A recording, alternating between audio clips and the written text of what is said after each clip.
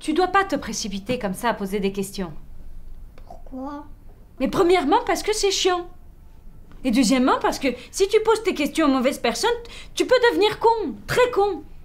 Tu peux passer ta vie à raconter des conneries. Les conneries que les cons t'auront racontées. Parce qu'il y a des gens qui, eux, sont déjà cons. Et beaucoup le sont devenus en faisant ça, en posant des questions à tout bout de champ.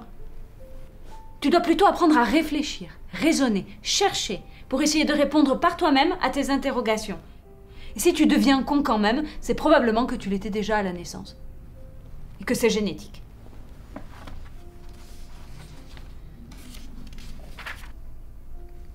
C'est quoi la fécondation in vitro? La fécondation in vitro? C'est très simple. C'est le pluriel de la fécondation in vitrae. C'est quelque chose qu'on a fait à la Vierge Marie parce qu'elle ne pouvait pas se faire engrosser de manière traditionnelle par la tube d'un homme. On a donc introduit du sperme dans son corps grâce à un morceau de vitrail. Celui-ci allait d'abord servir à découper son entrecuisse parce qu'elle n'avait pas de vagin. C'est pour ça qu'elle était vierge, parce que généralement au Moyen-Âge, les jeunes filles comme Marie n'étaient jamais vierges. Et comme il se trouve que les vitraux des églises sont en partie composés de sperme, du sperme de Dieu, c'est ce même morceau de vitrail qui allait servir directement à la fécondation.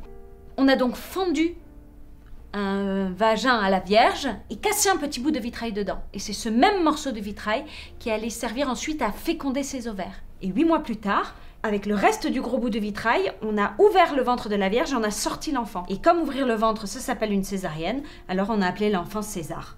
Et ce dernier étant donc le fils de Dieu, c'est pour ça qu'il est devenu empereur, ou général, ou je sais pas quoi. C'était pas Jésus, le fils de Dieu? Si, et c'est la même chose, il a plusieurs noms, en fonction des religions. Jésus, c'est dans la religion gauloise, et dans la religion romaine, c'est César. Et comme nous, on a un peu de sang italien, on dit César.